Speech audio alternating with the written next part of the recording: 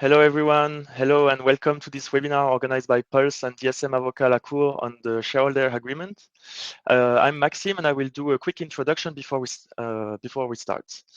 Could you just please send us a message in the chat to confirm that you can see us and hear us properly, to be sure that we don't have to do this again, but normally we are quite used to.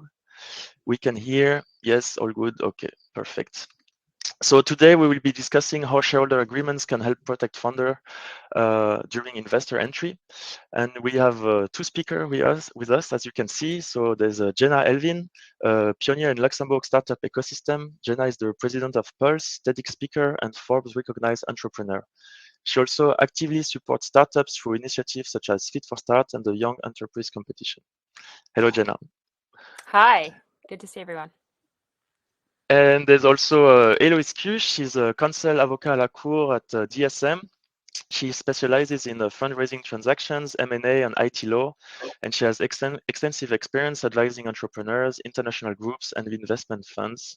Hello, Héloïse. Hi.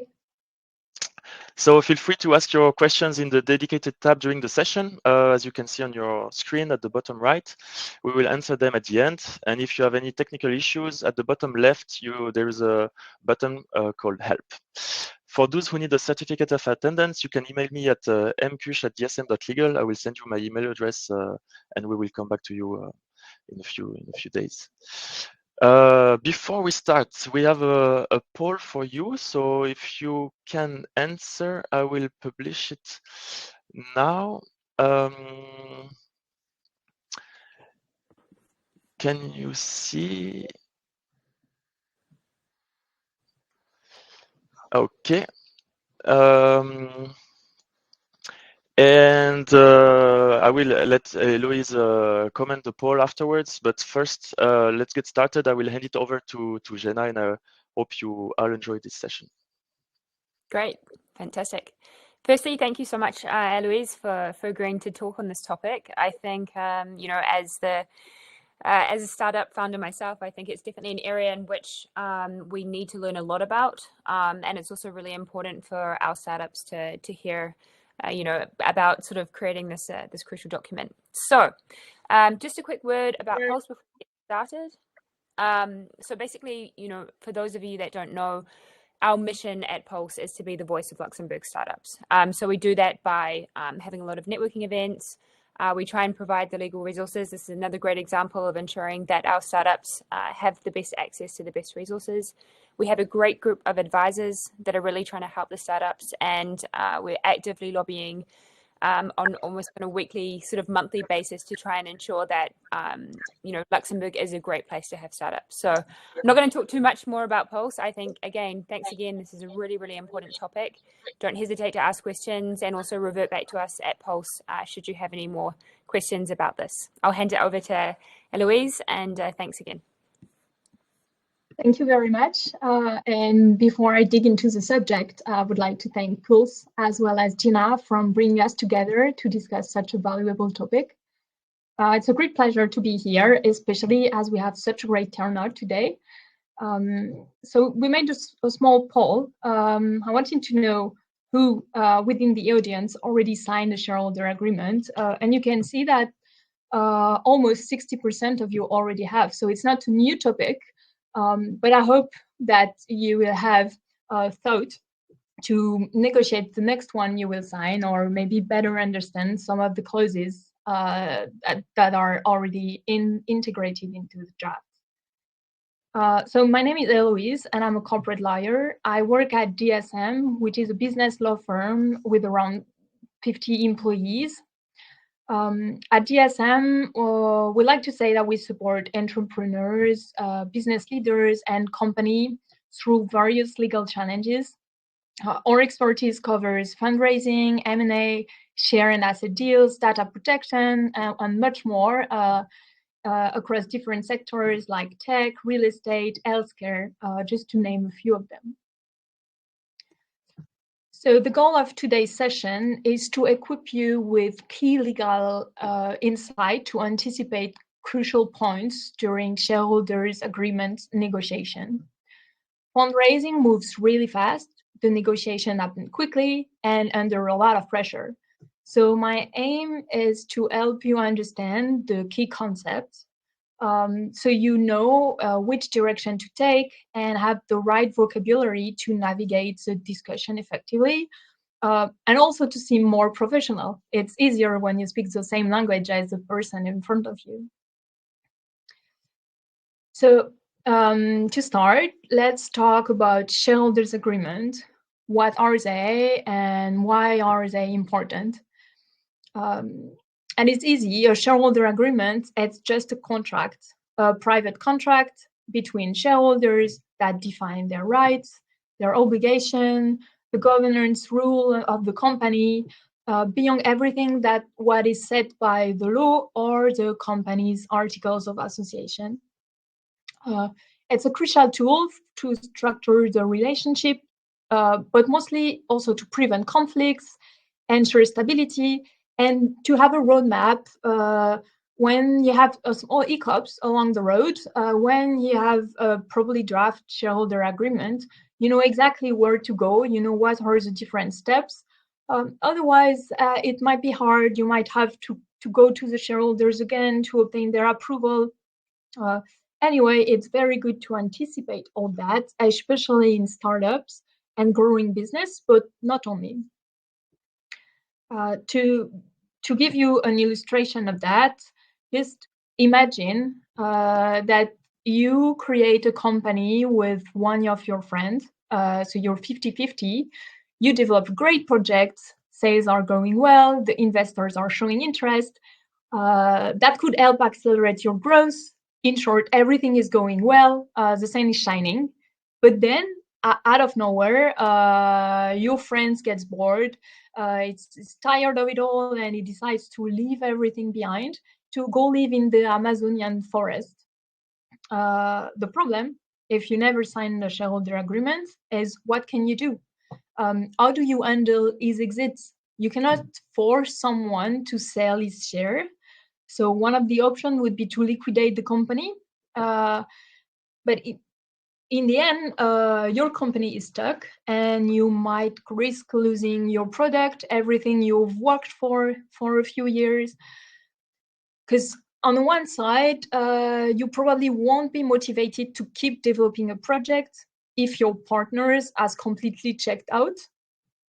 You don't want to work for someone that is not working anymore with you on the project. The purpose is not to make him wealthier. And at the same time, investors won't be interested in putting money into a company that has a dead weight shareholder.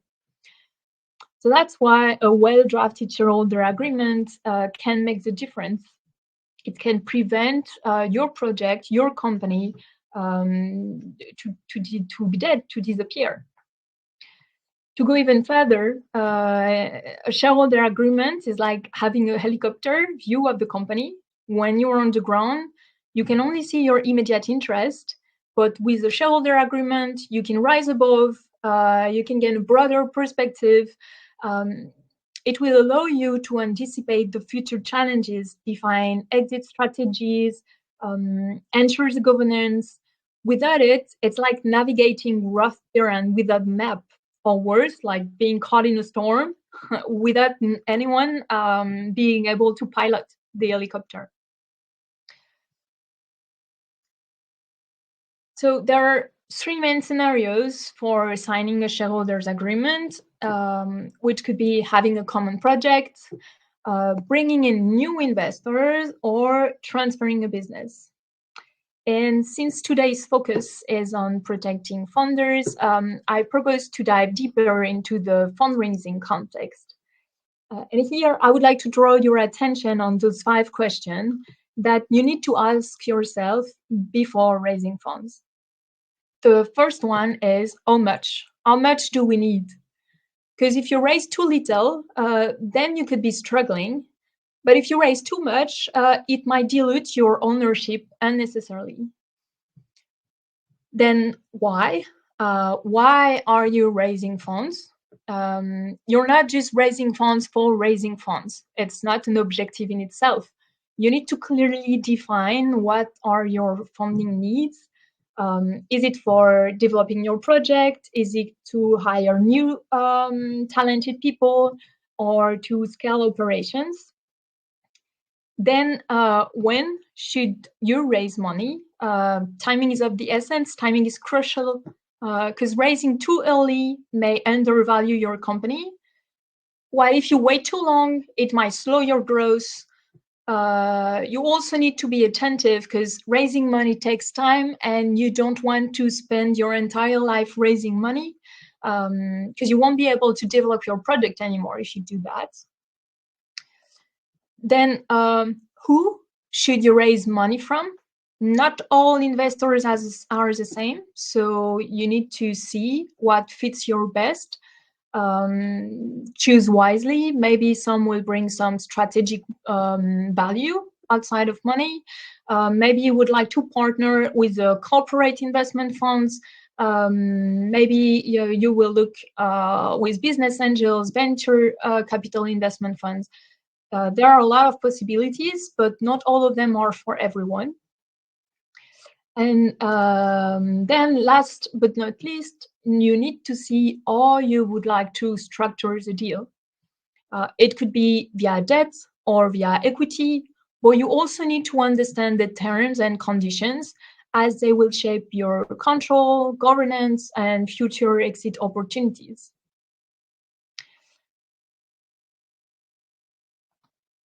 Let's now move to some key vocabulary that will be important during your fundraising process. What you can see on the screen here is a capitalization table. It's an easy one that I picked up from Google, but it's just to give you an idea of three key terms, I think, which are first the pre-money valuation of the company and the post-money valuation of the company. So you can see them on the screen with a red circle around it. So the pre-money valuation, this is the value of your company before the new investment come in. So here it's 1.5 million. And you can see in the second column of the table that you have an amount to be invested in 300,000 euros. So if you add that to the pre-money valuation, you have the post-money valuation. So logically, this is the value of your company once the new funds have been invested. So the 1.5 million plus the 300K, which give us a total of 1.8 million. Then the other term that is also very important, but that not anyone knows what that means, is fully diluted. When you work on a fully diluted basis, it means that you take into account all possible shares, including those that could be issued in the future, like stock option or convertible notes. Essentially, it assumes that all potential equity has been converted into shares, even if it hasn't happened yet. It's like all of the shares have been vested, all of them are in issuance, and then we calculate the percentage of dilution based on that. So you need to be careful here when you create a stock option pool of the timing. Do you need to issue them in advance, but it will dilute you more, or do you need to do it afterwards? That is one of the items that you need to carefully review before signing the term sheet. Next, let's discuss about the difference between the articles of association of a company and the shareholder agreement. On the one side, you have the articles of association. This is the official legal document of a company. It includes mandatory information that are governed by law, mainly in Luxembourg, the commercial law dated 10 August 1995. They are publicly accessible and they bind third parties. On the other side, you have the shareholders' agreement. I said it before, it's a private contract. So it's more flexible, but it's not enforceable against third parties. It only binds the shareholders themselves. well, the parties to the agreement. The idea is to govern the relationship between the shareholders and to provide some more detailed rules, notably regarding distribution or exit strategy, that you may not want to see published in the trade register. And also, the shareholders' agreement has one benefit, is when you amend it, you can amend it between the parties. You don't have to go in front of the notary and pay additional fees. While the articles of association, each time you're amending the comma in it, you need to go back to the notary and have a coordinated version published with the trade register. So articles of association governed by law, publicly accessible, shareholders agreement, private contract, contractual freedom. The only limit is the law of public order. Now, how does these two interact? Shareholders agreement complements the articles of association. It doesn't replace them, but it provides additional specific details on how the shareholders will manage the company, resolve dispute, etc., etc. The shareholders agreement can evolve over time, meaning that you can have new ones along the way, adapting on the changes of the business, but also if you have the entry of new investors, normally you put everything back to the table, you cancel the previous shareholders agreement and you sign a complete new one.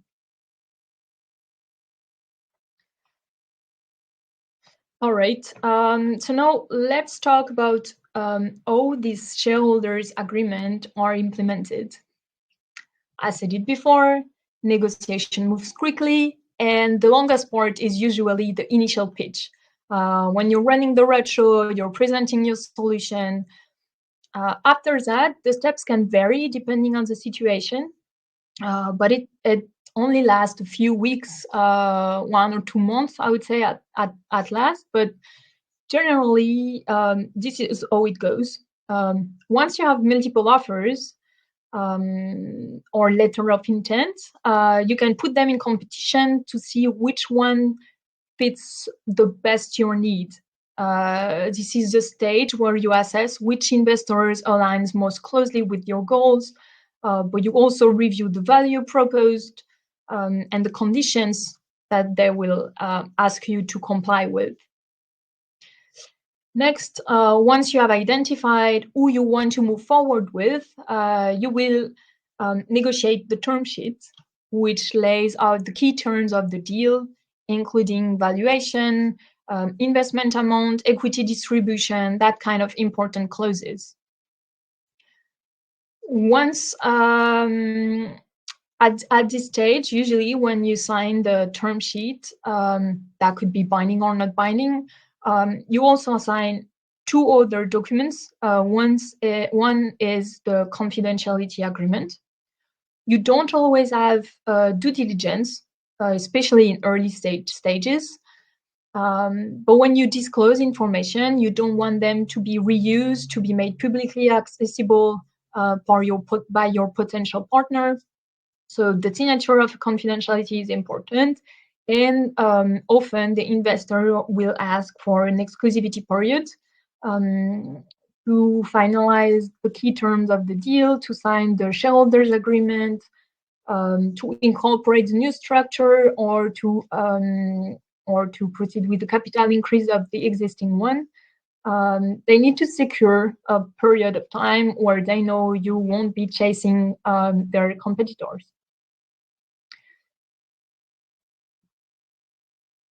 Then, once you're agreed on the term sheet, the next step will be to draft a legal documentation, including the shareholders agreement and other necessary corporate documents, general meeting, board resolution, that kind of thing.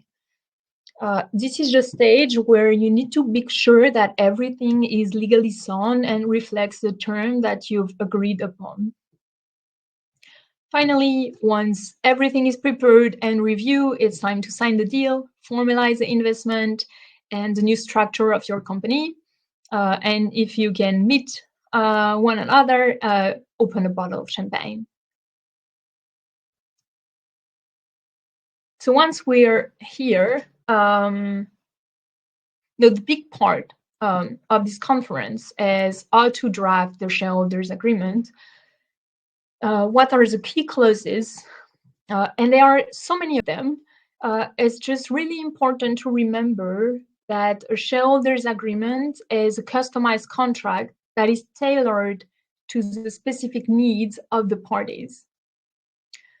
So I have selected a few that are the most common ones to help you understand the areas that they cover and the potential negotiation points. These clauses are often found in many shareholders' agreements, and it's key that you understand them, not only to draft the shareholders' agreement, but also to sign consciously the term sheet with the investors. Oh, and one thing that I forgot to mention before is you don't always have all the steps. Again, sometimes you don't have letter of intent, you just move directly to the term sheet. Sometimes you just have a letter of intent confirming the interest from the investors, and you move directly to the drafting of the agreement when it's not too complex.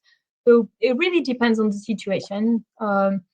Don't be fixed on one way of proceeding here.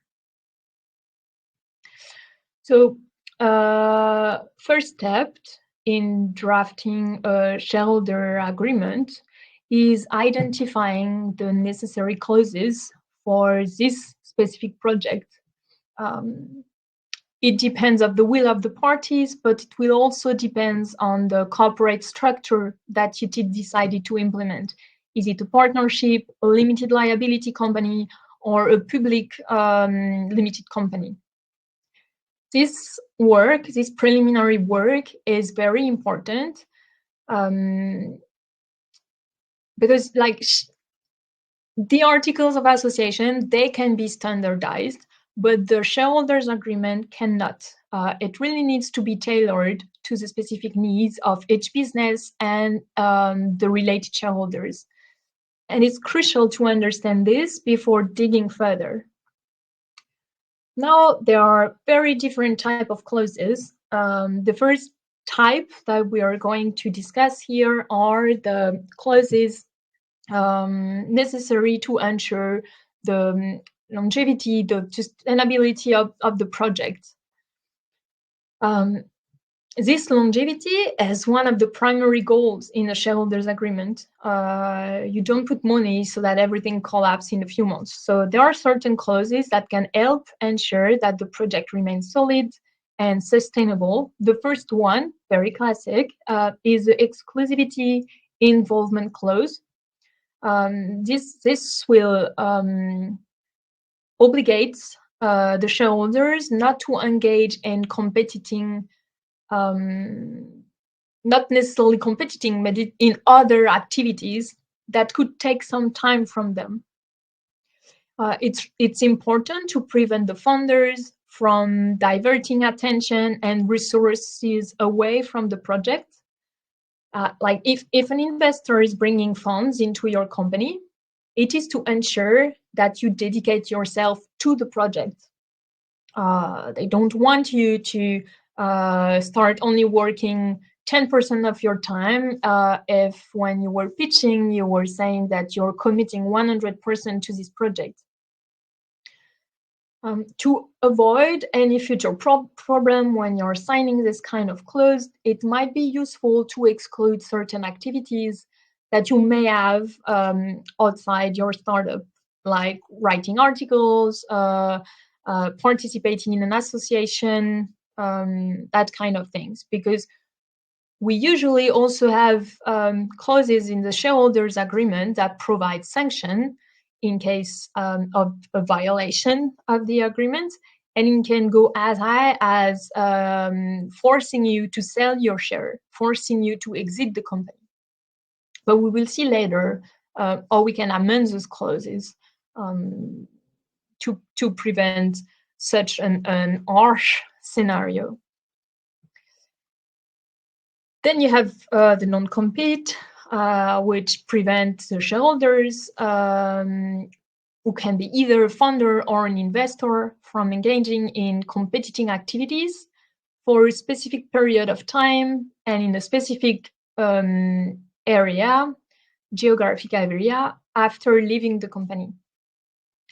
The investors will always request this from the founders, but you could also ask it to the investors to prevent one from investing in 3 different startups that are all competing and reusing the information for all of its investments.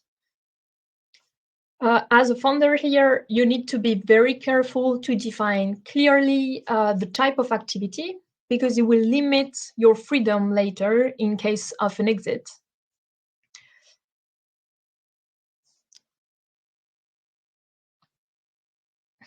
Last but not least, there is a non-poaching clause, non-solicitation, that will prohibit the shareholders from recruiting employees or collaborators from the company after they exit. That helps protecting the company from losing key staff, and it can be used on either side. On the founder side to protect the company, on the investor side because they want to keep their team as well. Next set of clauses are the clauses to organize the company's management. This is one of the key clauses in the shareholders' agreement. So you have first regarding the appointment of the members of the management body.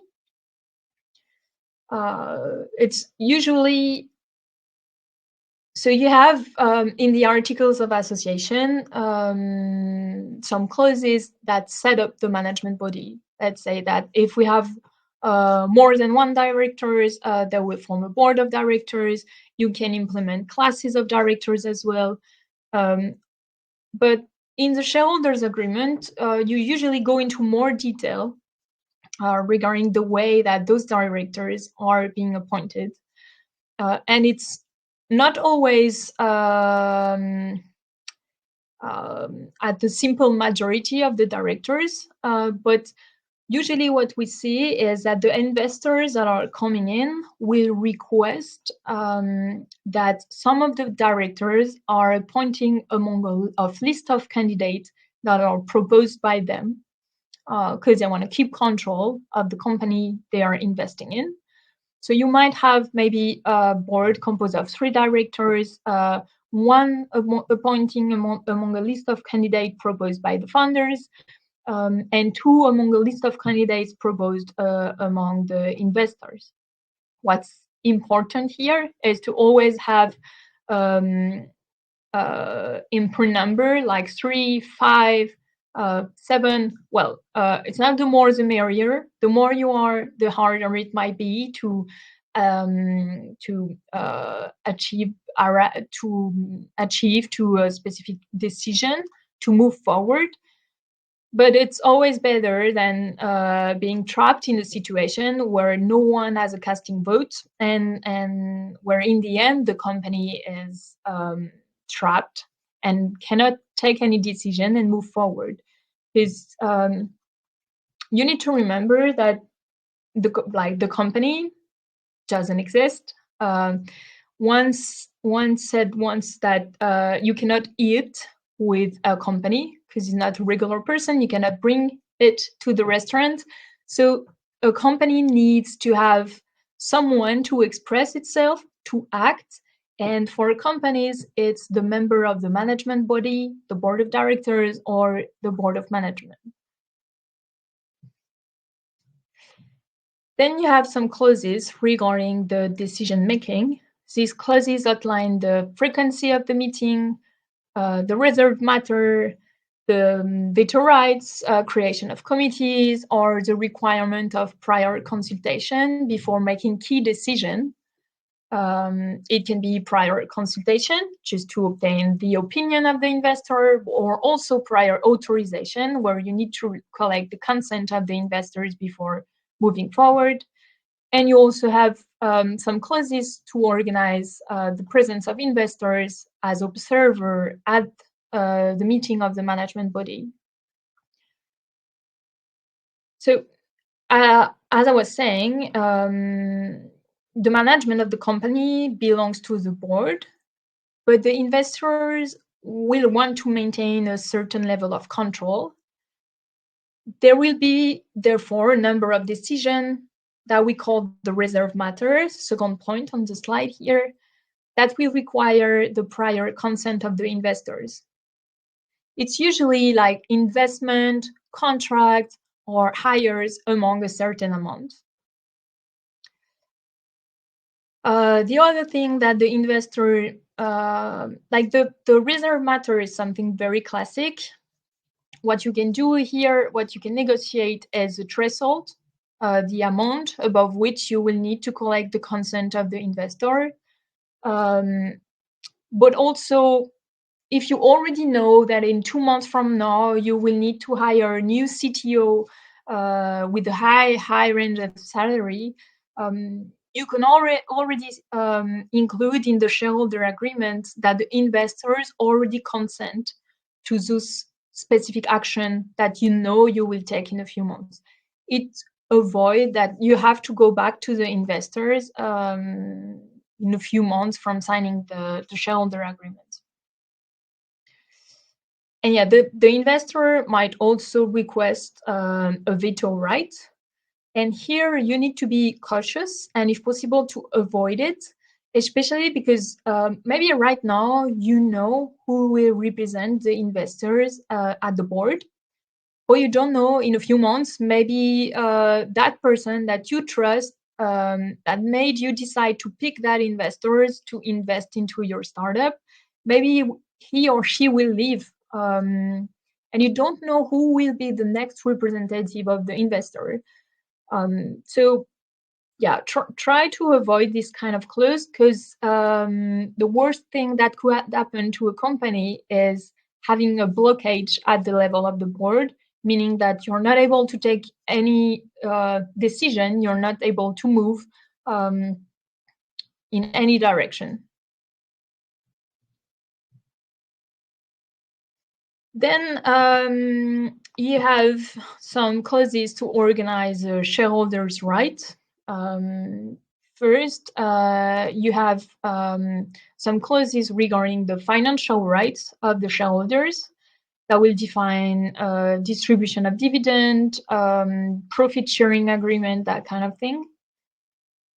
And the financial rights of shareholders can be structured in different ways, primarily through pro rata distribution or a waterfall mechanism. It's usually what we see. In the first one, well, in pro rata distribution, the shareholder will receive dividend or the liquidation proceeds in proportion to their ownership stake. But whenever you have new investors, usually what you put in place is a waterfall structure where you prioritize the payments, and that will ensure that certain shareholders, like the preferred investors, will be paid first before the other receive the distribution. And here it's key to remember that whatever you, well, two things. Whatever you want to put in place, there are two limits. First, you can only distribute if you have available profits or distributable reserve. That's the first thing. And the second one is the prohibition of leonine clause. This is based on the fundamental principle in corporate law to maintain the balance among the shareholder. And a clause is considered to be leonine when it grants one shareholder all the profit or exempt them from any contribution to the losses. These clauses will be considered as null and void. So you need to make sure that the waterfall mechanism that you propose does not fall within this limit.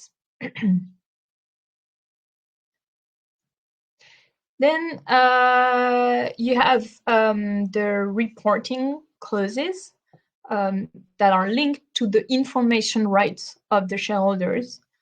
The idea is to require the funders or the board to provide regular updates to the shareholders regarding the financial situation of the company, like turnover, cash flow, significant events that occurred during the year, the difficulties encountered, major strategic decisions, etc., etc. The idea is to enable the shareholders to monitor closely what's going on in the company. And here there is 2 points where you need to be careful. The first one is the communication methods. You want to do something simple. It's like for notification. You don't want to have to draft a letter every time you need to inform the investors that something came up in the company. But mostly it's the periodicity of the information, because you need to be careful here not to overdo, because otherwise you might just spend your time working on PowerPoints to do reporting to the investors and not being able to develop your project anymore.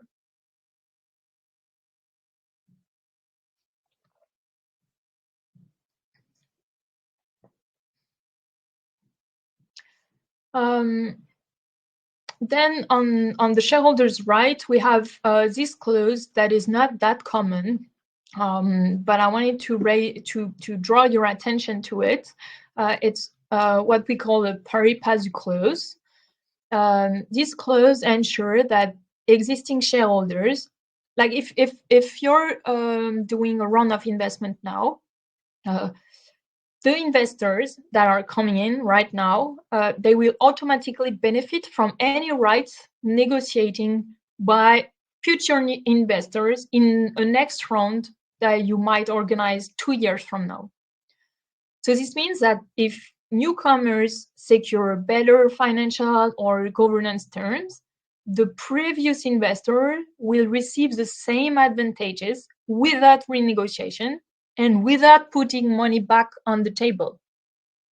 So that will protect early shareholders, but it's quite unpopular for the new investors, because it limits their ability to negotiate exclusive benefits, but it's also like, why would I put that much money while the guy that came in a few years before will obtain exactly the same thing as I'm trying to obtain right now? So I would advise to try to avoid this clause to maintain attractiveness of the company towards potential new investors.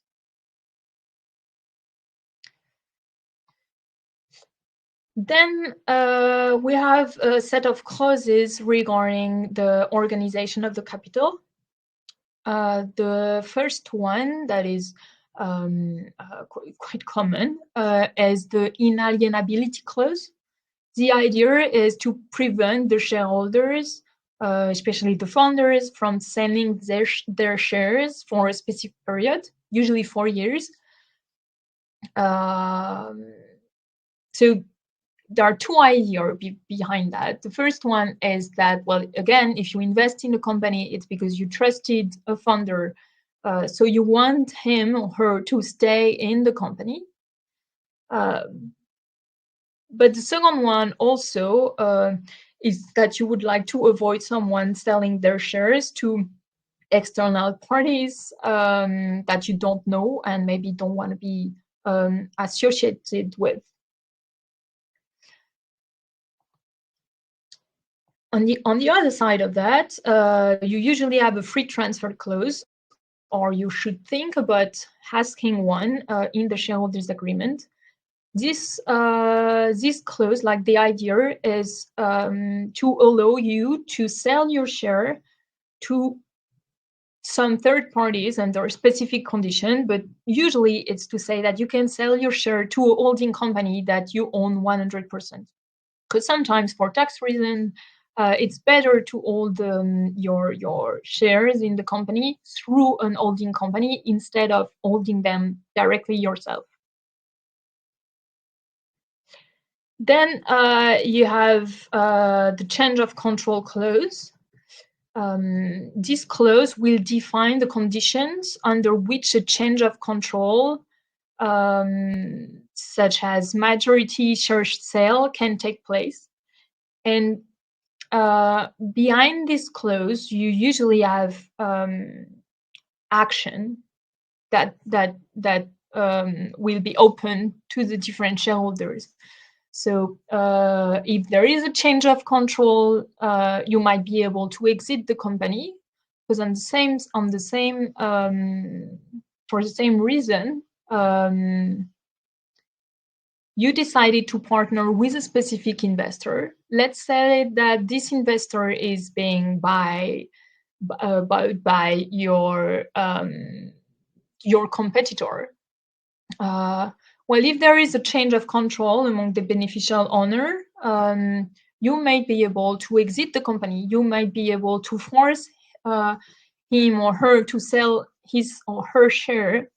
The point to negotiate here is the threshold on which you want to have a change of control being qualified.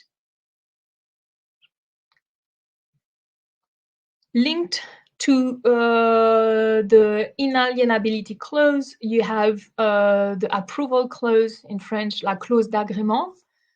This will require that any transfer of shares be subject to the prior approval of the other shareholder.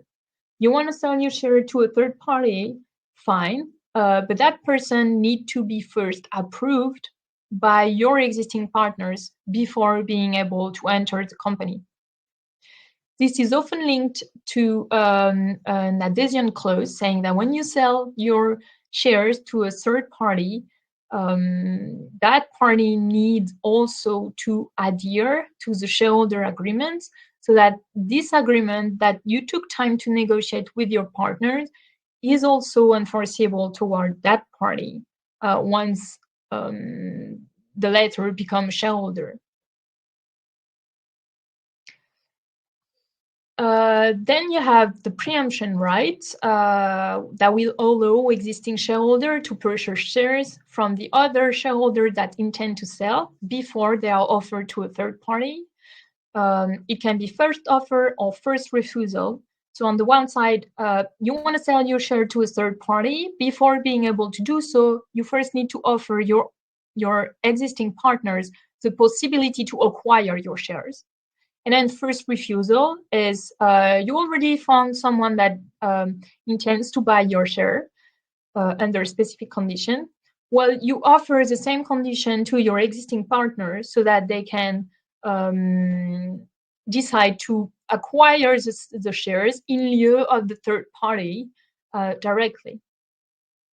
The person benefiting from a preemption clause, it can be the founders, it can be employees, it can be the investors. You can have multiple preemption rights in the shareholder agreement to say, like, well, first, you will have the preemption right will benefit the founders, then the investors, and if no one's won it, then the employees, or you can also say that, well, if a founder want to sell his or her shares, well, the other founders benefit from a priority preemption right, and then it will be the investors that will allow you to keep the percentage of between the founders and the investors. Again, like it's a contract, so the only limits are your imagination and law of public order. Then you have anti-dilution clause. The purpose of this clause is to protect the existing shareholder from excessive dilution in the event of new shares issuance. So the idea is either to allow existing shareholder to reinvest in order to maintain their ownership percentage, but you could also cap the participation of new investors, thereby protecting the initial investors from excessive dilution.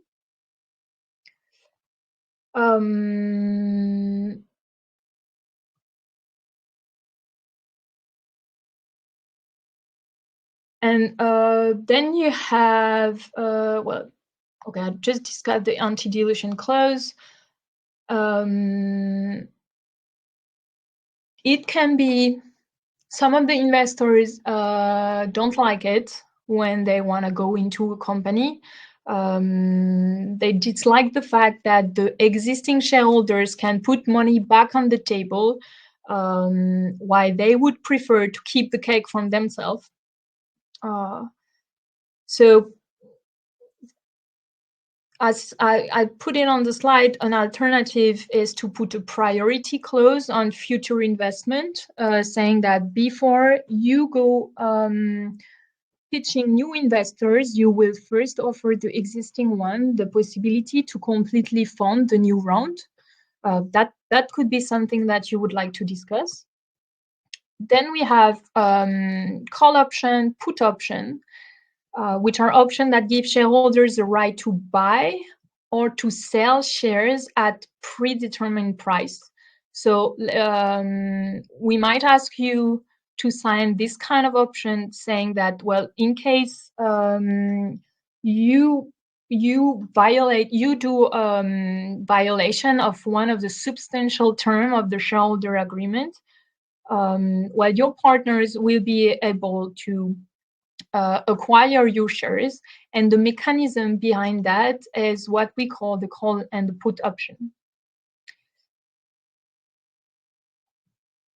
We then have two very classic clauses that appear in every shareholders agreement that I've seen with investors. The only thing that you can negotiate here is the threshold. So on the one side, you have the tag along. The idea here is that everyone can come with you if you intend to sell your shares in the company. Well, if someone intends to sell more than a certain percentage of the shares in the company, that person is entitled, well, the other existing shareholders are entitled to say, okay, we come with you. We also want to share our shares under the same terms and conditions. And then the opposite is the drag along. This time, you want to sell your shares. Well, you can force the existing shareholders to sell their shares under the same terms and conditions as you would like to do.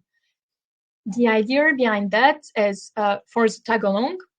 Well, if someone sells a majority of the shares in the company, the remaining shareholders might not want to stay with that new person that they didn't know, didn't validate before, don't trust, etc.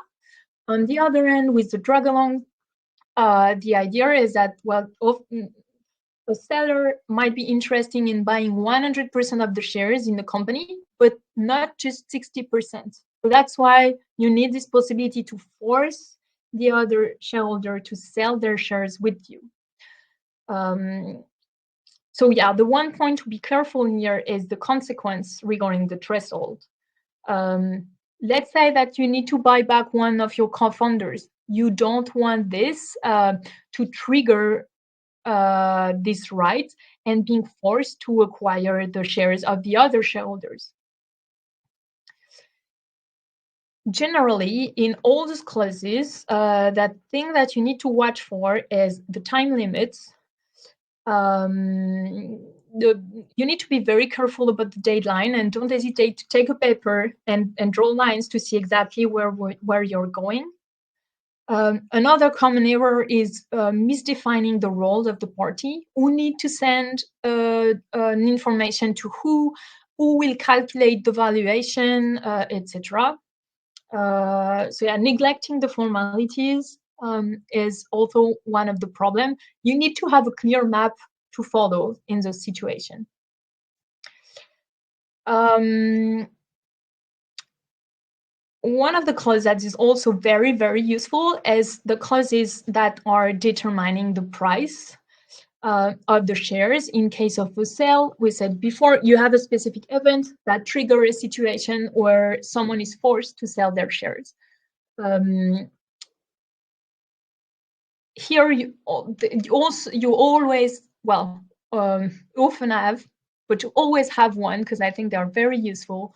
what we call good leaver, bad leaver clauses that will define the price at which a shareholder can sell their share, depending on the reason for which he or she is leaving the company. Is leaving the company because he's sick or because he's retired? Good leaver, it can sell his or her shares at their value, at current valuation, for example. The person is leaving the company because he is violating his non-compete. Well, bad leaver, then in that case we can we will buy the shares back at their nominal value, so the person will lose money. Sometimes you will buy back some of them at nominal value, but not all of them. Again, you can do whatever you want. You're only limited by your imagination because it's contractual. The law will provide some limits, providing that you stay within it. You can just go. And one of the things that is good to know here is these clauses may be accompanied by what we call a cliff.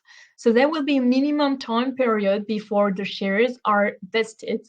So let's say you are founders, you sign an exclusivity clause for 4 years. You're supposed to stay in the company. And we say that, well, in case of good leaver, you will only have your entire shares being bought back at their current valuation if you stayed within the company for 1 year. And that could make sense. Like, well, the investor came in. If you're leaving the company, even if it's for good reason, in 2 months, it might not make sense for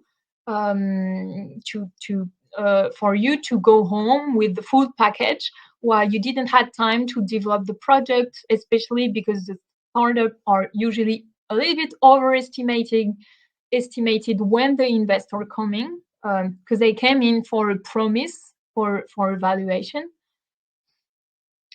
So you have this cliff, a minimum time period before the shares are fully vested, and then a vested schedule, a graduation over a few years. So so the shares are acquired gradually over time. For example, 25% per year over 4 years. That's something that is really classic. One point that you need to keep in mind here is that it's very good to have the possibility to buy back one of your partner. But the thing is, if you don't have money, this clause in the end is completely useless. So the 3 things that you can think about here is to implement a delay for the payment of the shares, or to give you time to obtain a loan if needed. Implement a substitution clause so that someone else that you appoint can acquire the shares instead of you, or just a right of priority here. Another clause that is very important is the preferential liquidation clause that will determine the order in which the shareholders will be paid in the event of a liquidation of the company, in the event of an exit.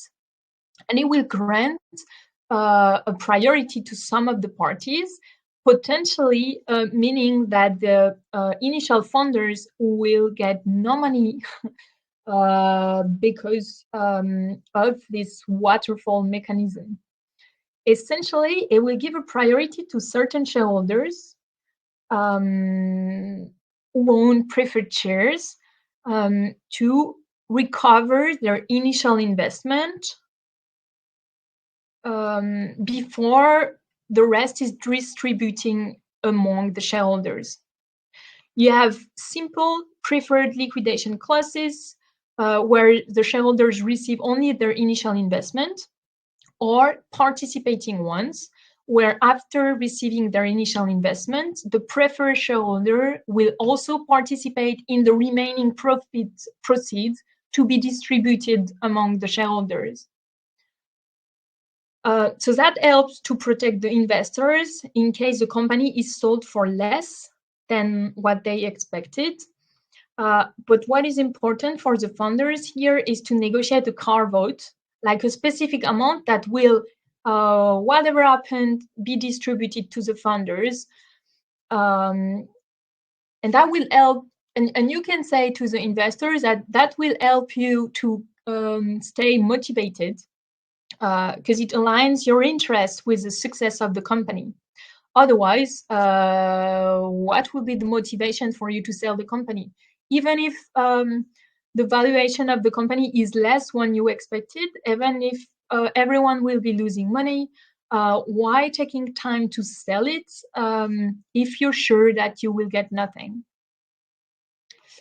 So before finishing everything, there are 3 additional points that I wanted to raise you. The first one to keep in mind is, in case of a breach of the shareholders' agreement, usually the sanction will always be damages, because that's what we call obligation to do something. You cannot force someone to do something. You can force someone to pay, but not to do something. So that's why you need to have specific automatic mechanism implemented in the shareholders' agreement. Otherwise, well, in case of damage, you will just obtain, you will just obtain cash damages. You won't be able to force someone to sell their share or something. In modern shareholders agreement, you also have anti-money laundering clauses, ethic clauses, or some regarding ESG, which shows the current tendency of the investors to adhere to certain ethical and sustainability standard. And then last is that you cannot have a shareholder agreement with an unlimited duration. It cannot be perpetual. That's a prohibition under our civil law countries. So the agreement shall be for a specific fixed term, and then it can be automatically renewed by additional periods. So to conclude of that, it's essential that the shareholders agreement really reflect your needs. Not all of those clauses are necessary, but it's really important to see which one are essential, so that the agreement remains clear and practical. We always say less is more, and spending hours drafting an overly complex contract that requires constant legal analysis every time you need to take a small decision will help no one. So your agreement needs to be straightforward and foreseeable, and above all, designed to keep your business on track. Yeah, so I hope these few words have provided you some clarity, and that you're now in better position to negotiate and sign your shareholders agreement. And in the meantime, I am at your disposal to answer any question that you might have. Thank you, Héloïse. So we already have a few questions. So yeah, I'm not sure we will be able to answer all of them as it's already 1:30, but is there any you would like to start with? Yeah, I can see like the first one is, before preparing and signing a shareholder agreement, is it necessary to establish such a document among the co-founders at the creation of the startup? Yeah, it is. Well, it is necessary, and I strongly advise you to do it. I don't know if you were here at the beginning when I was explaining, when I was giving an example of you creating a company with one of your friends and your friend completely disappearing. If you don't have a shareholder agreement, that will mean the death of your company, because you won't be able to buy back their share to organize their exits. So it's very good to have something from the beginning indeed. Which governing law would you recommend to use in the shareholders agreement? Where is the top holding companies based in Delaware? US attorney are quite expensive, or where the headquarters is based and the co-founders live, Luxembourg. Usually the shareholder, well, most of the time, the shareholder agreement is governed by the law governing the company in which the company to which the shareholder agreement relates. So the company in which the investors invest is a Luxembourgish one, well then the shareholder agreement will be governed by Luxembourg law. The thing is, sometime in more complex transaction, the shareholder agreement might also be governed by external law. Even if the company is Luxembourgish, the shareholder agreement will be governed by English law, for example. It might be for different reasons. It might be that other agreements between the parties are governed by this external law and that it makes more sense. In my view, it's always better to have the shareholder agreement governed by the same law as the company, because if you need to go in front of a judge, it's going to be very difficult to have this conflict of law to process any conflict. So yeah, my answer is law of the company concerned, although in complex transaction, we regularly work on shareholders' agreements that are governed by English law. Could we access this workshop after it's done?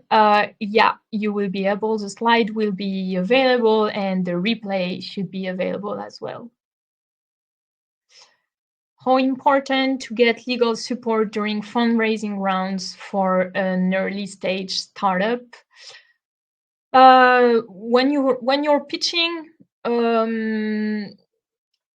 not necessarily. Like I think the value here that lawyers could provide you with is our experience regarding similar transaction, regarding the beginning of the conference with a question like, who will I raise capital from?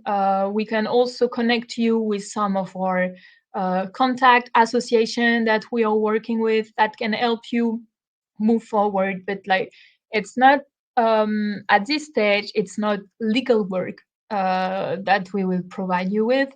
The lawyers become important at the stage of the legal drafting, confidentiality agreements, exclusivity agreements, term sheets. For early stage startup and for a person that don't have the experience, I would recommend liaising with lawyers at this stage. So term sheet, exclusivity agreement, confidentiality agreement.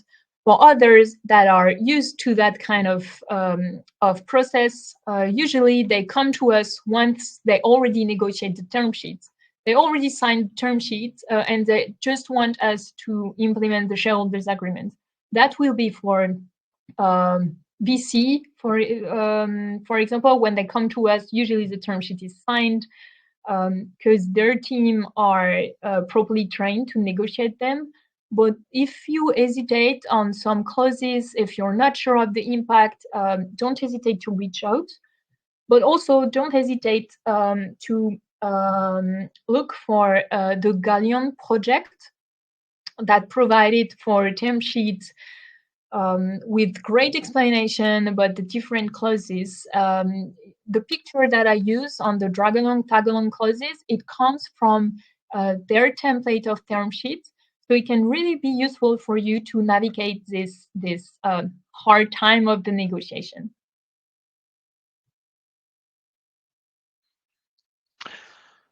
Okay, there's one more question. Is there a recommended shareholding percentage to be owned by a new investor that makes them eligible for board membership? And before you answer, maybe Genna, after, if you would like to say a word to conclude, feel free to come on stage, and I think we will stop on this.